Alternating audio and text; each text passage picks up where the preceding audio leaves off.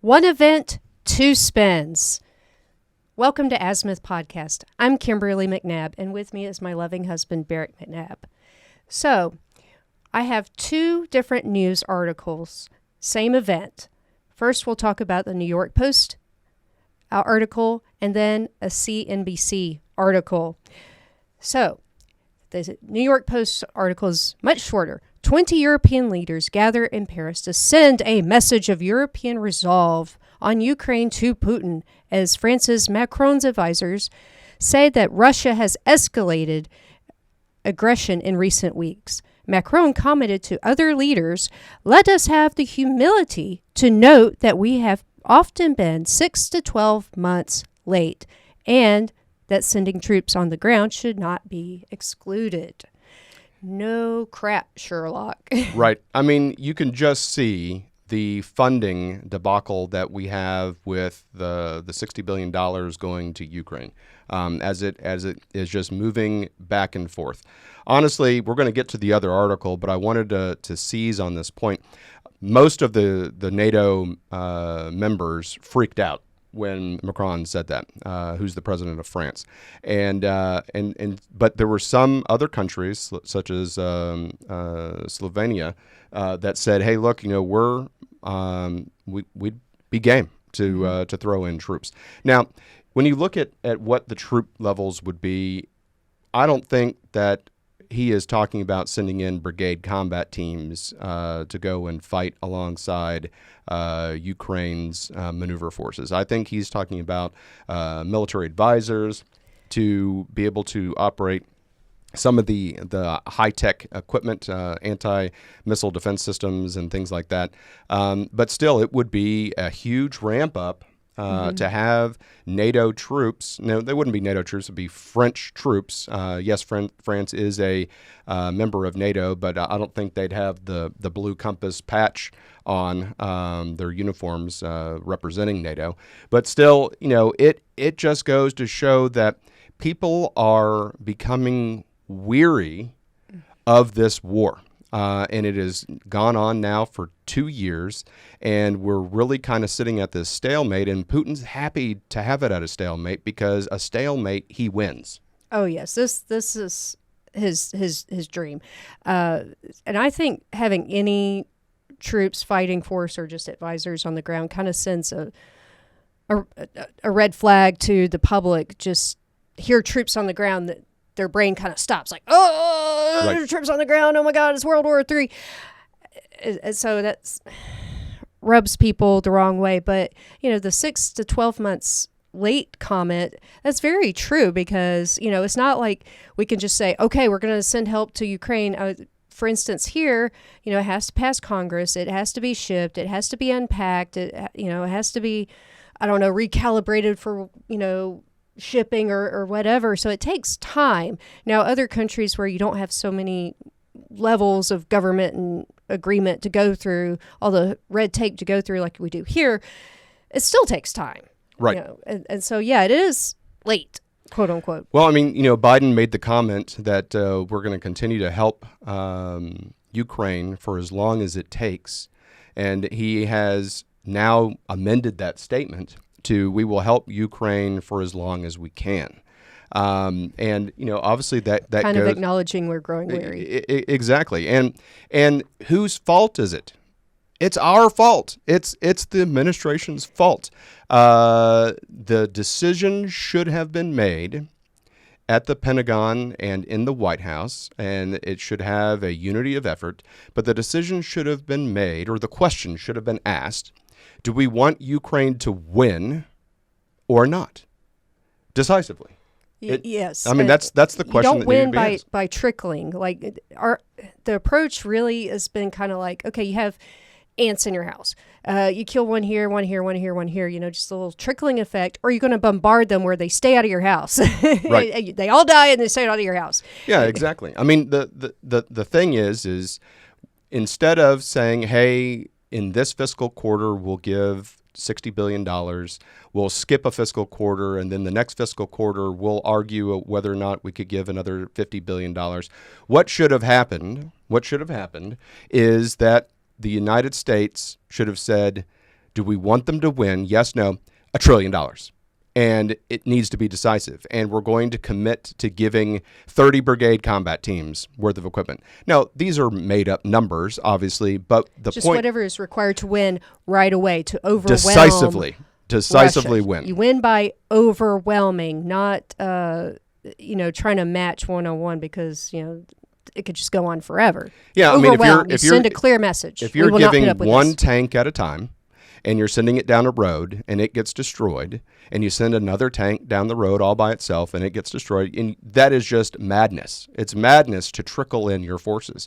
You need to have mass and concentration and completely overwhelm the enemy, and that is the failure of what we have done in Ukraine, is that we have trickled in equipment and pledged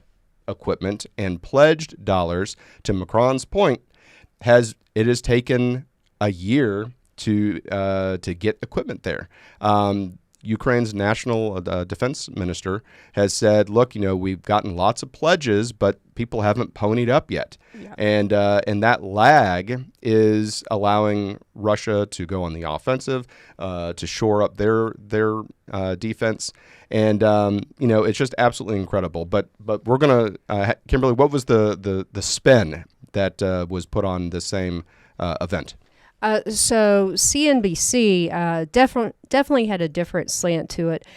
This article focused on how basically hilarious Russia finds Macron's words and refers to his statements as gaffes, and that his statements were wildly rejected by NATO.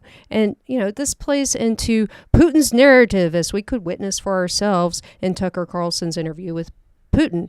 CNBC also reports that Putin warned that any move to put Western boots on the ground in Ukraine would lead to inevitable conflict. Russian State Duma chairman said that Macron would do well to remember how it ended for Napoleon in 1812. Also, in the CNBC article, the network could not help itself to be further divisive. The article quoted Timothy Ash at Blue Bay Asset. Macron's comments would also likely to be seized on by Putin's allies in the GOP to stall agreeing military support for Ukraine. Man, they just could not help themselves, could they? No, that they couldn't. But to put the spin, I mean, that's what people do. That's the job of politicians, and the job of editorialists is to put whatever spin that you want to put on there. Yeah, but news articles should be. They should be. This is what was said. This was the response. Yeah, I completely agree. But it goes back to decisiveness, and if we want to win or don't want to win. So there's been cases made by Republicans, some Republicans, that say, look, this is not really that big of a deal. What's wrong with letting Putin have Ukraine? And then you have other voices that, like Nikki Haley, who is saying, look, he has said that if Ukraine falls, the Baltics are next. And that's, for those of you not aware, Latvia, Estonia. And this is not like the first place he's overtaken. He has taken Georgia and Crimea. Exactly. So he's not going to stop, kind of like Hitler would not have stopped. Right. And so that's going to make it so that there's the potential of a greater war and the expansion of the war. And here's the problem. Russia, we've put all these sanctions on Russia. Russia's has transformed. Are they actually enforced? That's my bigger question. So you have major players like India and Iran and China and North Korea that are ignoring them, right? So they have trading partners, but the problem is Russia has transformed its economy onto wartime footing, meaning that industrial plants are making ammunition. Industrial plants and factories are churning out tanks. Now, Russia's having to dig deep into mothballed, stuff that was from the 60s and 70s.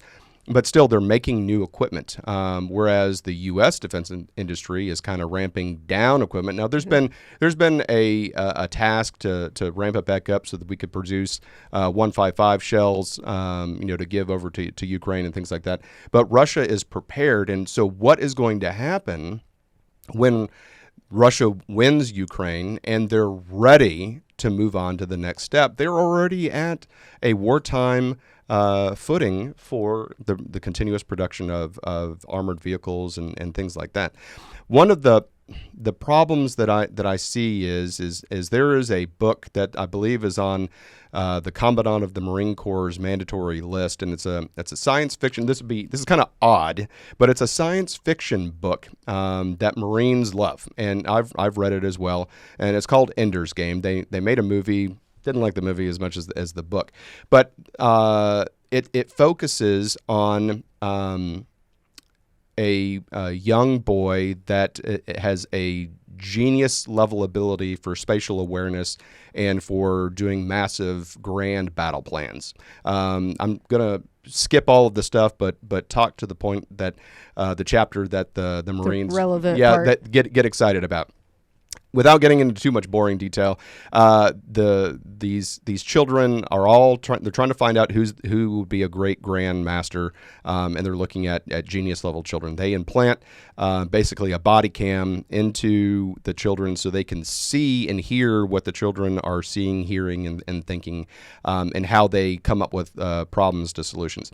So this one kid is really high on the list, and they decide to remove his body cam implant. And immediately, he's kind of small, immediately everybody says, oh, you've washed out of the program. And some of the larger kids pick a fight with him. Okay. And Ender sees how the fighting stance of the individual is, and he was able to trip the person and get on him, and he grabbed an object and he started just absolutely beating the tar out of this bigger bully, and he won the fight. But he kept going and kept hitting the person again and again and again, even though the person had passed out. And the other children were looking at him horrified. So they were part of the bullying group, but they were looking at him horrified, and he kept going. And finally, he lets him up. The staff, the teachers and instructors come, and they come to Ender's house, and they asked him why he kept hitting the kid even after he won the fight. And the response was simple. I wanted to win all of the future fights at that point in time as well. Not about proportionality. I hate that word because proportionality just lets stuff go on forever. No, end it now. So I wanted to end that fight, and by ending the fight the way I did, I ended all of the future fights.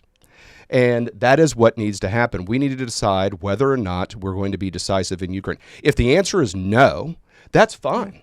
That's fine. If the answer is yes, let's get it done. If the answer is no, then let's get out. But I don't see the value of giving $60 billion and then arguing whether we're going to give $60 billion more and have it trickle in and have it be wasted. And stop these omnibus, I call them pork barreling bills. One issue bill, and if I were a member of Congress, I would say, okay, what is it going to take for this to end right away? Right. And have defense, strategists give a game plan, obviously talking with Ukraine, like what would it take to win right away as soon as possible? Like, and give it to them. This is the last thing we're doing. If you can't win with this, then sorry, nice knowing you. Yeah, but there has to be a limit.